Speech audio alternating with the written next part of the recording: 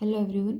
आज हम solid geometry का सेकंड चैप्टर स्टार्ट करने जा रहे हैं, ट्रेसिंग ऑफ कॉनिक्स। ठीक है, हम कॉनिक्स का नेचर पहले पढ़ चुके थे। अब हम कॉनिक को ट्रेस कैसे करते हैं उसके बारे में पढ़ेंगे इसमें। ठीक है, तो इसमें सबसे पहले कुछ बेसिक स्टेप्स दिए हुए हैं कि आपको क्या क्या निकालना है। मैं सिर्फ इनको ब्रीफ में बता रही क्योंकि ये सब कुछ हम पहले कर चुके हैं। पहले चैप्टर में हम ये सारे स्टेप सॉल्व करके भी देख चुके हैं। बस अब हमें एक लास्ट स्टेप एक्स्ट्रा करना पड़ेगा इसमें कि हमें ट्रेसिंग भी करनी पड़ेगी। पहले हम कॉनिक का नेचर, वर्टेक्स, फोकी, डायरेक्ट्रिक्स सब कुछ निकाल चुके हैं। वही सब कुछ हमें यहाँ पे भी निकालना पड़ेगा। बट अब एक एक्स्ट्रा स्टेप करना है कि वो सब कुछ निकाल के उन सब टर्म्स की हेल्प से हम कॉनिक को ट्रेस भी करेंगे। ठीक है, कॉनिक बनाएंगे हम। तो हमें सबसे पहले ऐसे एक जनरल इक्वेशन गिवन होगी। तो सबसे पहले तो हमें डेल निकाल के और वहाँ से चेक करना है कि डेल जो है हमारा नॉट इक्वल टू ज़ीरो आ रहा है या इक्वल टू ज़ीरो आ रहा है। ठीक है जी। देन हमें उसके बाद कॉनिक का नेचर चेक करना है कि वो कॉनिक होगा कैसा, इलिप्स, हाइपरबोला या फिर पैराबोला, कि किस नेचर का होगा। ठीक है, देन उसके बाद हमें क्या करना है, सेंटर फाइंड आउट करना है। इलिप्स और हाइपरबोला के केस में हम ऐसे प्रोसीड करेंगे। ठीक है, कि हमें क्या करना है, सबसे पहले सेंटर निकालना है। देन कोनिक को हमें किस पे शिफ्ट करना है, उसके सेंटर को ओरिजिन पे शिफ्ट करना है। वो इक्वेशन ये बनती है हमारे पास, C1 की वैल्यू निकालते हैं। उसके बाद हम लास्ट में इस इक्वेशन से कंपेयर करते हैं, ax² + 2hx y + b square. ठीक है, इससे कंपेयर करते हैं। और x हमारा क्या होता है, x - x1, y होता है y - y1, जहाँ पे x1 और y1 हमारे सेंटर के पॉइंट होते हैं और x और y आर्बिट्रेरी पॉइंट होते हैं। तो हम इनको x और y पे शिफ्ट कर देते हैं। तो ऊपर वाली इक्वेशन को भी हम इसी फॉर्म का बना के और वैल्यूज़ को कंपेयर करते हैं।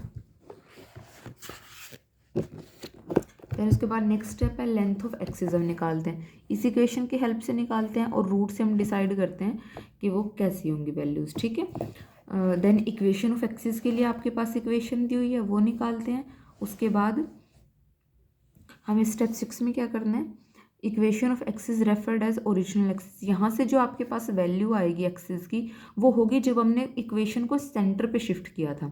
अब ओरिजिनल की निकालनी है तो x की जगह पे रखेंगे x - x1, y की जगह पे रखेंगे y - y1। ठीक है जी। देन नेक्स्ट स्टेप आएगा फोकी। तो यहाँ से हमने फोकी निकाल लिया। देन लेटेस्ट रेक्टम और लास्ट में डायरेक्ट्रिक्स। ठीक है, ये सब निकाल के 10th स्टेप होगा जो हम करेंगे। उसके इन सब के बाद ये सब कुछ वैल्यू हम पहले निकाल चुके हैं। अब 10th स्टेप देखो, find the coordinate of the point where the conic one meet the coordinate axis. कि हमें उन पॉइंट के कोऑर्डिनेट भी फाइंड आउट करने होंगे जहाँ पे जो हमारे पास कॉनिक आया है वो एक्सिस को मीट करेगा, एक्स और वाई एक्सिस को। ठीक है, तो ये भी हम वहाँ पे सोल्व करेंगे। ये निकालेंगे कैसे, ये अभी मैं आपको एग्जाम्पल में बताऊँगी। अब एक्चुअल ट्रेसिंग की ट्रेसिंग कैसे करेंगे। अब यहाँ पे क्या है, ये हमारे पास हाइपरबोला के लिए दिया हुआ है और इलिप्स के लिए कि हमें दो म्यूचुअली परपेंडिकुलर एक्सिस ड्रॉ करना है, एक्स एक्सिस और y axis. Then centre plot करना है जो हमारे कोनिक का है, हमें एक्सिस ड्रॉ करने हैं। ठीक है, सेंटर से पास करते हुए जो हम एक्सिस अभी निकाल चुके हैं वही वाले एक्सिस, पहले हमें एक्स और वाई इस टाइप से एक्सिस ड्रॉ करने हैं। देन आपका सेंटर जहाँ पे भी आएगा वहाँ से हमें ये एक्सिस पास करवाने हैं। ठीक है जी। देन लेंथ मार्क करनी है R1 और R2। ठीक है, इसी तरह से हाइपरबोला में मार्क करेंगे। Then use our information gathered above, draw the sketch. तो इन सभी इंफॉर्मेशन की हेल्प से हम ग्राफ को स्केच कर देंगे लास्ट में। नेक्स्ट है बी केस की पैराबोला के केस में। पैराबोला के केस में क्या करना है कि अगर वो पैराबोला हुआ तो हमें latus rectum, equation of axis, tangent at vertex and vertex of parabola, ये सब कुछ फाइंड आउट करना है। Then draw mutually perpendicular straight line, वही स्ट्रेट लाइन ड्रॉ करनी है, एक्स एक्सिस और वाई एक्सिस। सबसे पहले वर्टेक्स को प्लॉट करना है, वहाँ पे सेंटर प्लॉट करते हैं, यहाँ पे वर्टेक्स को प्लॉट करेंगे।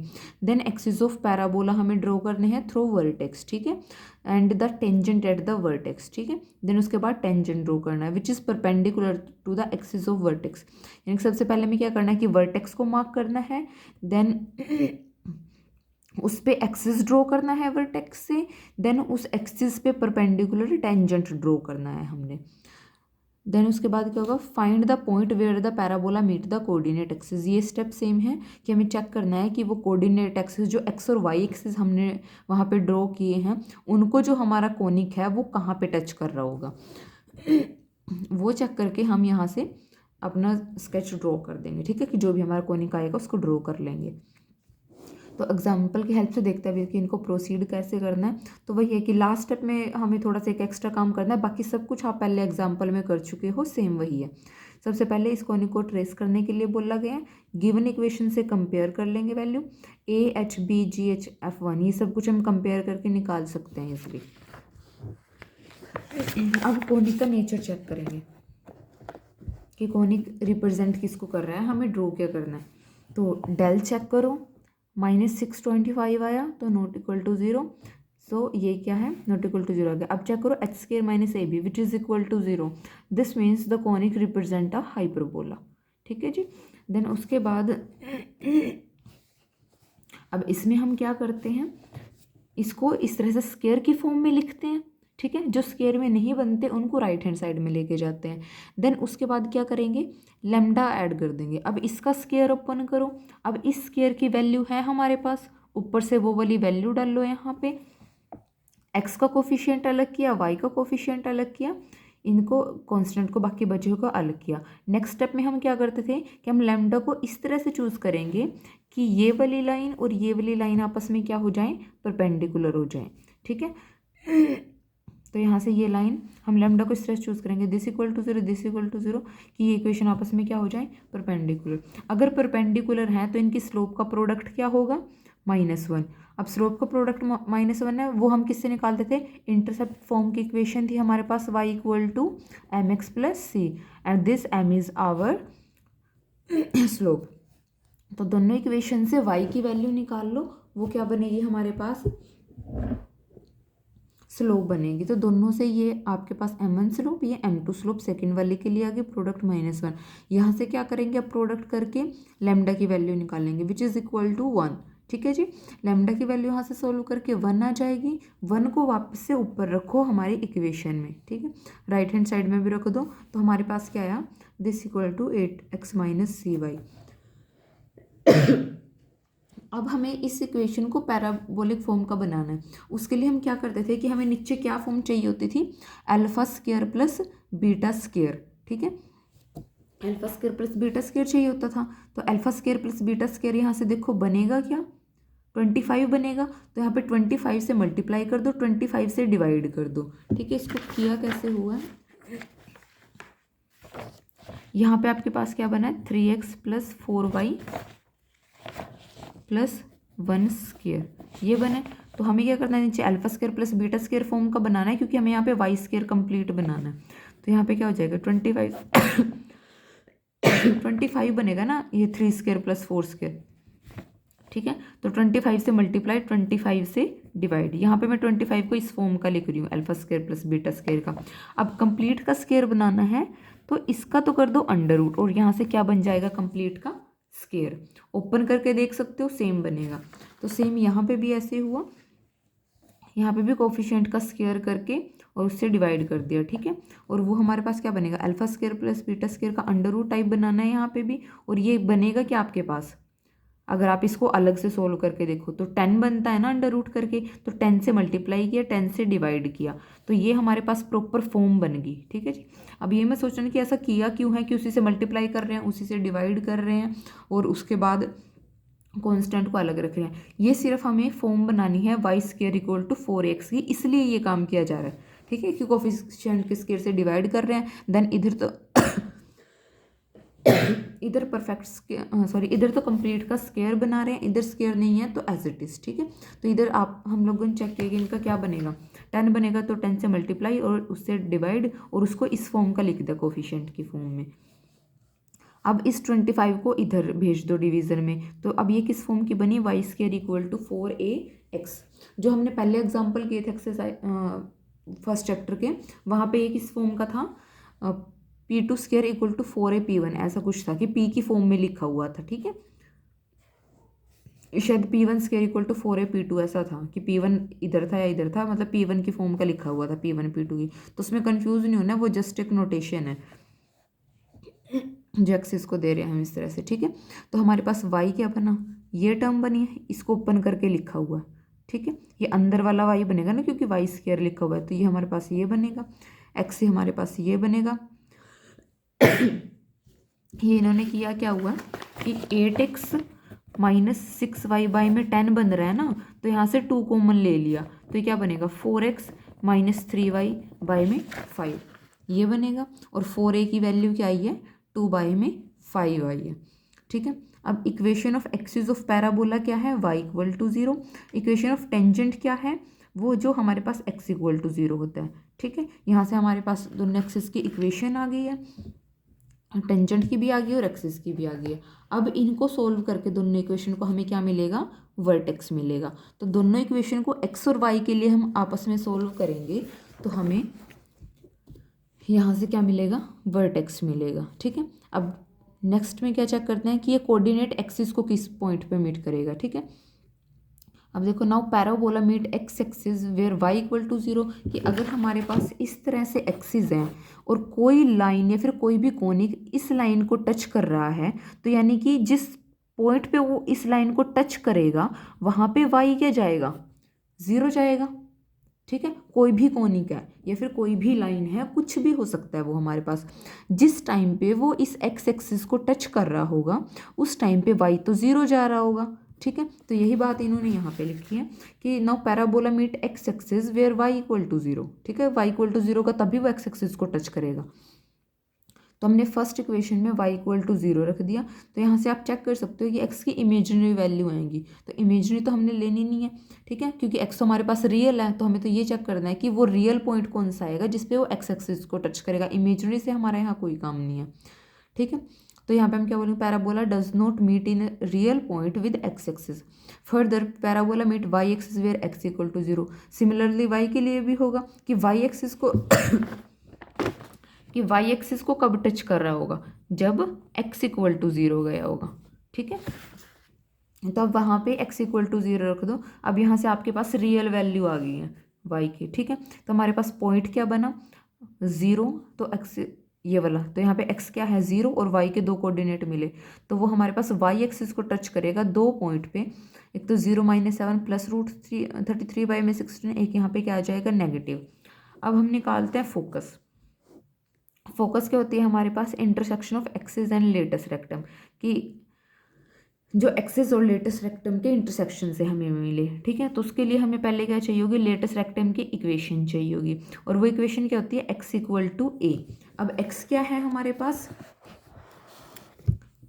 ये गिवन है, ठीक है, और हमें क्या चाहिए a, ये किसकी वैल्यू है 4a की, तो यहाँ से a क्या बनेगा, अगर हम यहाँ से निकालें a इक्वल टू 2 बाई में 5 इंटू में 4, कैंसिल कर दो यहाँ से 1 बाई में 10, ठीक है। तो यहाँ से क्या मिलेगा 1 बाई में 10। अब इसको सोल्व करेंगे तो ये इक्वेशन आएगी हमारे पास, और दूसरी इक्वेशन हमारे पास इक्वेशन ऑफ एक्सिस की पहले ही थी 5 इक्वेशन, ठीक है। इक्वेशन ऑफ एक्सिस पहले ही है हमारे पास, इस इक्वेशन ऑफ एक्सिस को और ये जो अभी हमारे पास इक्वेशन आई है लेटस रेक्टम की, इनको सोल्व करेंगे तो हमारे पास फोकस की वैल्यू आ जाएगी। नेक्स्ट देखो डायरेक्ट्रिक्स के लिए, तो हमारे पास जो वर्टेक्स ए होती है वो मिड पॉइंट होगी जेड और एस का, ठीक है। यहाँ इसको मैंने सॉल्व करके दिखाया, हमारे पास जो ये वर्टेक्स ए होती है जेड और एस का मिड पॉइंट होती है, ठीक है। तो हमारे पास एस के कोऑर्डिनेट हैं, ए के कोऑर्डिनेट है, जेड के कोऑर्डिनेट हम निकाल सकते हैं। वो कैसे निकलेंगे, this point plus this point divided by 2 equal to this, क्योंकि ये मिड में लाई कर रहा है, तो इनका अगर हम मीन निकाल लेंगे तो हमें ये वाला पॉइंट मिलेगा। तो हमने x और इसका, अगर हम इसको x डैश नाम दें, इस x और x डैश का मीन अगर हम निकाल लें वो क्या बनेगा, x plus x dash by में 2 इक्वल टू जाएगा किसके, x डबल डैश, अगर हम इसको नाम दें x डबल डैश के इक्वल जाएगा। तो वही मैंने यहाँ पे आपको सोल्व करके दिखाया है, x माइनस 1 बाई में 25 डिवाइडेड बाई में 2 माइनस 3 बाई में 25। तो यहाँ से x की वैल्यू आप इजीली निकाल सकते हो, ठीक है। ऐसे मैंने y की वैल्यू निकाल के दिखाई है, तो यहाँ से हम y की वैल्यू भी निकाल सकते हैं, ठीक है। तो यहाँ से आपके पास z के कोऑर्डिनेट आ जाएंगे, तो यहाँ से z के कोऑर्डिनेट आ गए। अब हमारे पास डायरेक्ट्रिक्स जो होती है वो परपेंडिकुलर होती है axis passing through this point, ठीक है, इस पॉइंट के परपेंडिकुलर जाती है। तो इक्वेशन ऑफ डायरेक्ट्रिक्स क्या रही हमारे पास, 4x - 3y + k = 0, ठीक है, ये इक्वेशन रही हमारे पास जो कि इस पॉइंट से पास कर रही होगी। अब यहाँ से हमें क्या चाहिए, इस k की वैल्यू चाहिए। k के लिए क्या करूँ, ये वाला पॉइंट रख दो इस इक्वेशन में, यहाँ से k निकाल लो। ये मैंने यहाँ पे रख के दिखाया, 4x ये रखो -1 में 5, ठीक है, 3y रखो -1 में 10 + k = 0। सोल्व करोगे तो यहाँ से देख लो k की वैल्यू आएगी 1 में 2, ठीक है, तो यहाँ पे 1 में 2 रखो, तो यहाँ से आपके पास ये इक्वेशन ऑफ डायरेक्ट्रिक्स भी आ जाएगी। तो हमारे पास यहाँ से सारी वैल्यू आ गई हैं। अब हम ट्रेसिंग करते हैं।